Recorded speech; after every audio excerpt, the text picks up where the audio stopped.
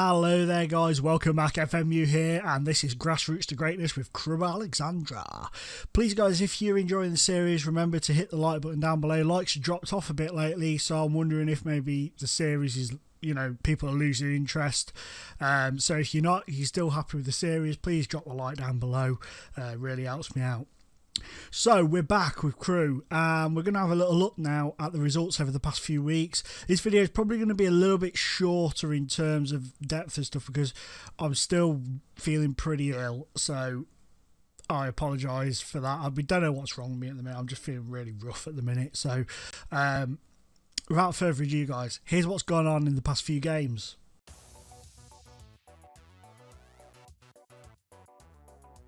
Following the 4-1 defeat at home to Milton Keynes, we went away to Oxford and got a 0-0 draw, which was a good result following the 4-1 defeat.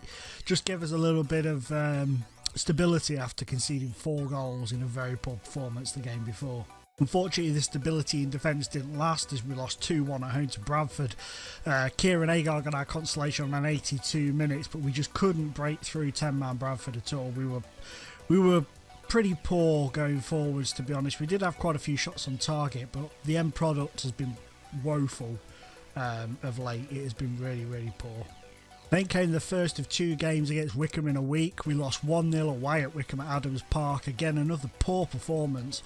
Wasn't helped by the fact George Ray was injured on 16 minutes. Harry Davies picked a booking up pretty much straight away after coming on, and it just kind of rocked the momentum a bit because he then couldn't put many challenges in for the rest of the game, and Mark Cullen won all 3 points on the 52nd minute. They then came to Gresty Road and beat us 2-0 in the FA Cup first round. I was so disappointed with this.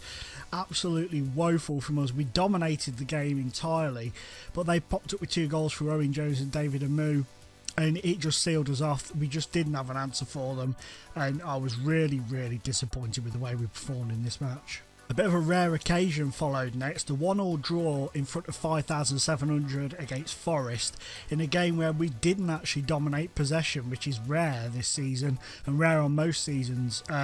We took the lead through Marcus Barnes on 52 minutes, and as you can see, Jamie Mackey equalised on the 86th minute. So in the end, the point was a fair result, I think. We finally managed to pick up a win despite going 1-0 down after 3 minutes at Rochdale. Kieran Agar with 2 goals, Hines and Davis, in a game that we absolutely dominated and fully deserved to win.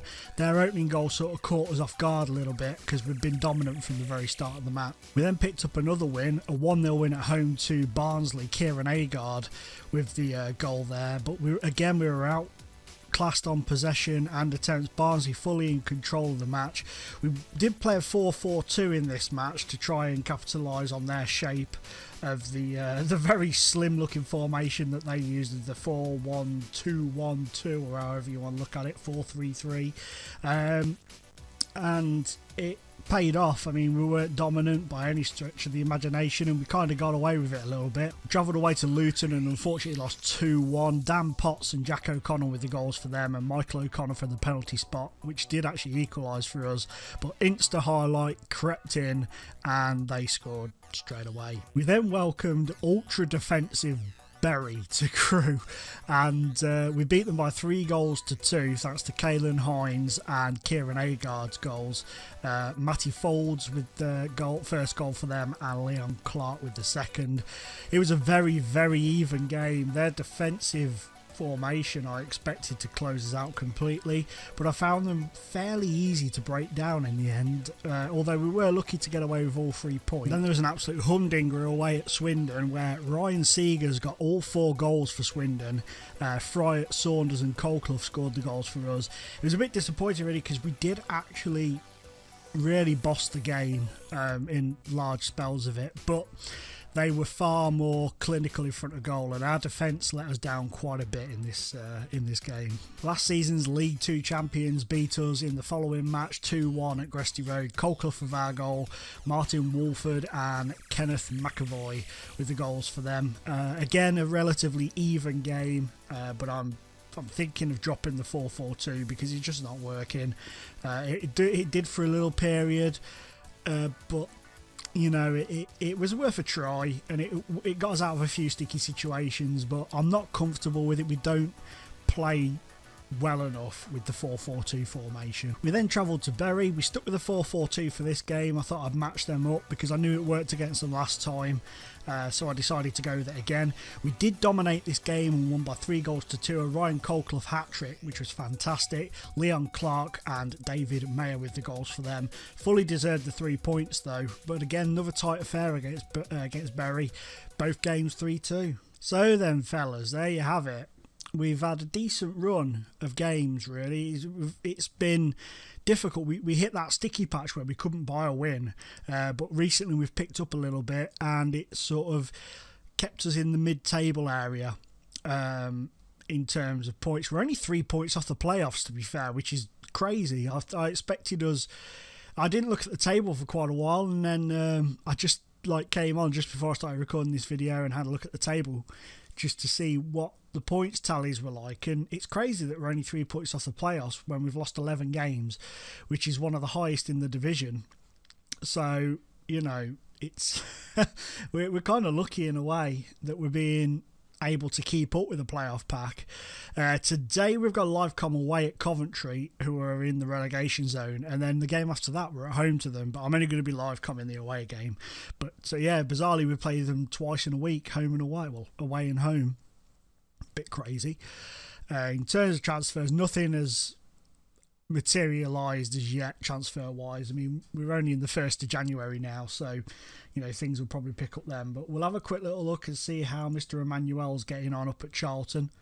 He's not actually played again since, which is interesting. He's unhappy. Oh wow wants chance in the first team. Yeah, I bet you do. They spent £2.5 million on him and they've just dumped him in the team and not played him. That is ridiculous. I wonder if we could... Oh, I wonder. Hello.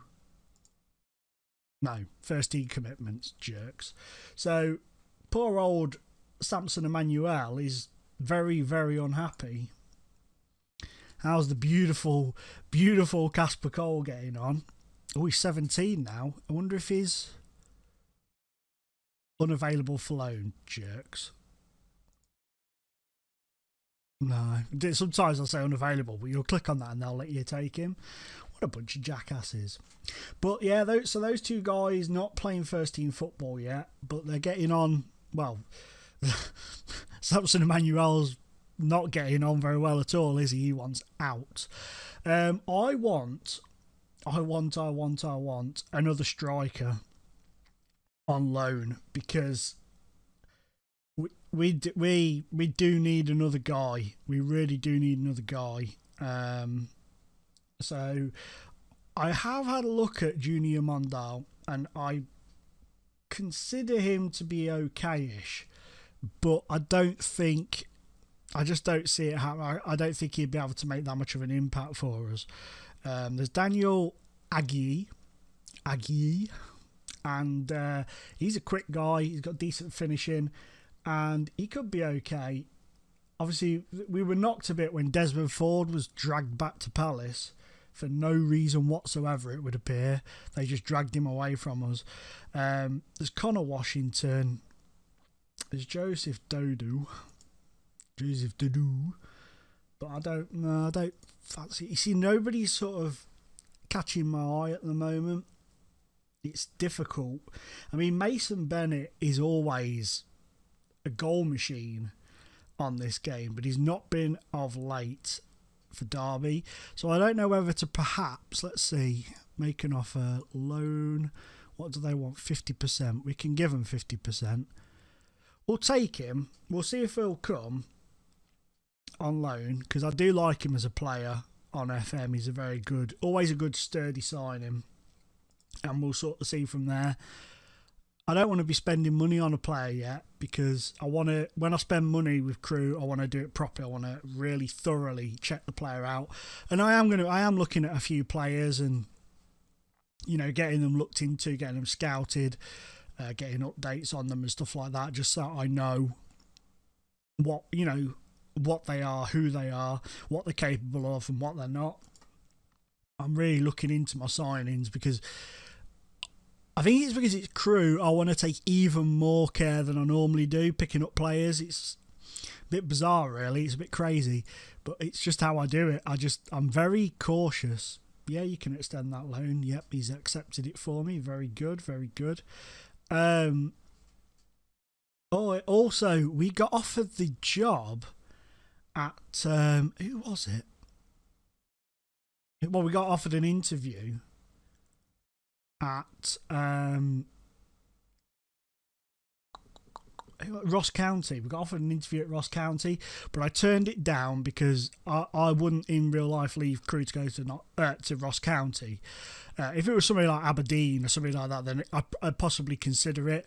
Because for the sake of the save, anyway, I would consider it. Because although I want this to be as realistic as possible, I don't want us to come in at Crew and then just stagnate and just sit at Crew for our entire career. Now I don't want to do that. I would in real life until things started going badly, and if I felt it was the right thing to do, I would move on from Crew. If I felt it was right. If you know what I mean, don't you? You guys get it. You guys get it. I know you get it. But yeah, so Ross County offered us an interview and we turned it down. Kalen, what's his face, has headed back to Arsenal after his loan. His loan was only a short term and they wouldn't renew it for some reason. They did not want to renew it, so that was very sad. And my God, shut up, stupid thing. And my goodness, we are struggling in terms of fitness with players, because purely because of the fixture congestions and stuff. So, Zane Banton's gone out on loan, by the way. He's down at Chorley, so he's not been able to cut the mustard up at this level, unfortunately. So riddle me this: why aren't you in? Because you're fitter, you'll be all right, and your match fitness is cack. Right, we'll keep Colclough in. And then we've got Sanchez Watt, who we can bring on. And Callum Saunders is on. But I'm going to bring Kieran Agard in for him. And the rest will have to go. Courtney Mepham Walter, we're going to give you a run out. I'm happy to give him a run out today. Don't see any reason why not to. I wonder... Where's that gone? Thank you. Because a bit bizarre. Let's have a little look down in the under 18s. I swear to God, there was a young midfielder who I contemplated giving a run out to, and I can't remember who it was now for the life of me. He perhaps up in here.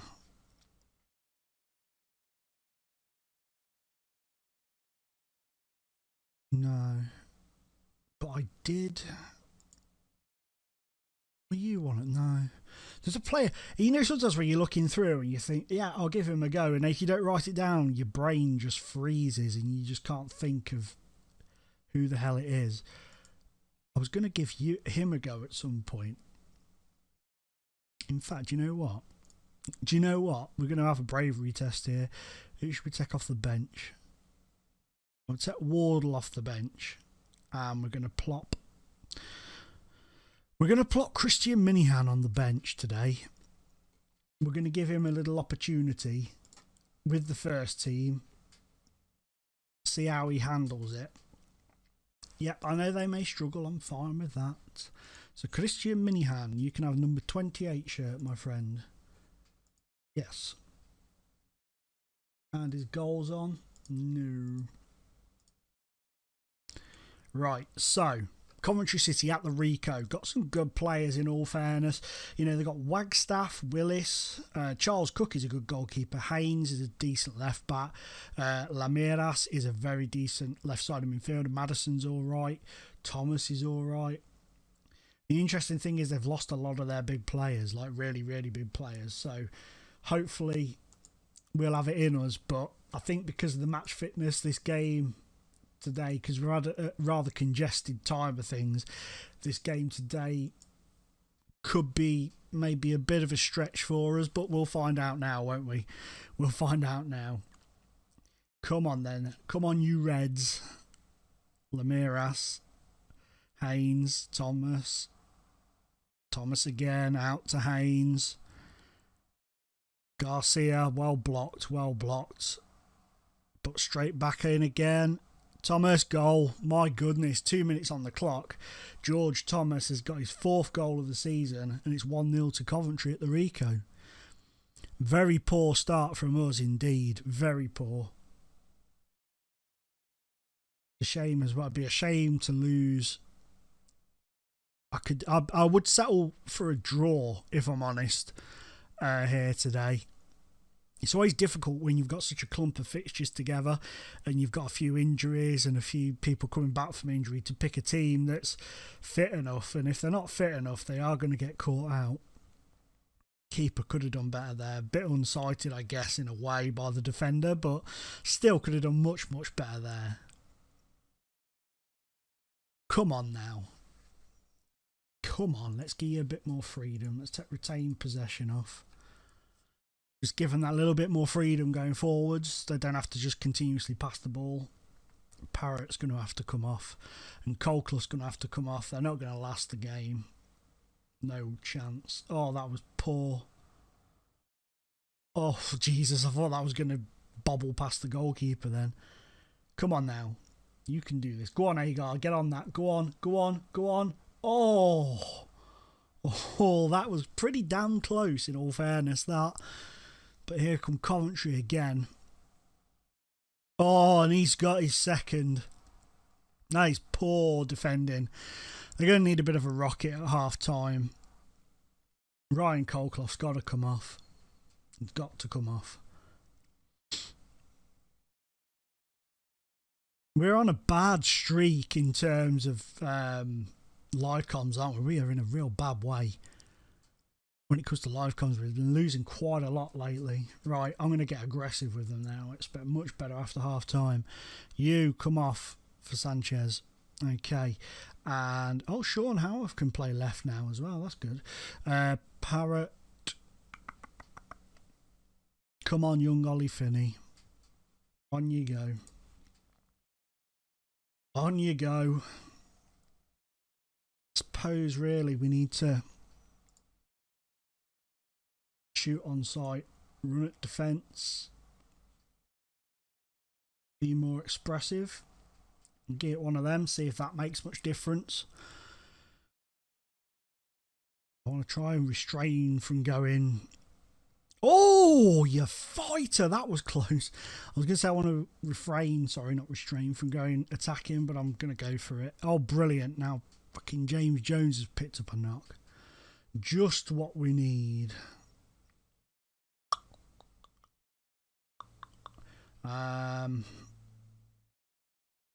Right, if you drop down there, you come in there. That's all I can really do in terms of that.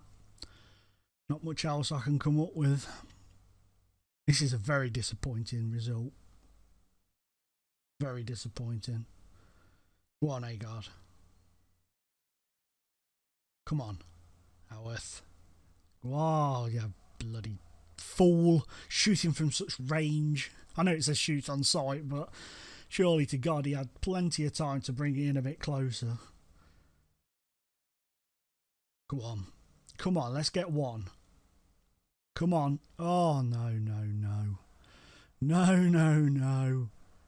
We've kind of just almost given up. Let's turn. Well, we're not going to win this now, so let's turn that off as well and hit early crosses. Pop that on. Not going to make a difference now. It's too late.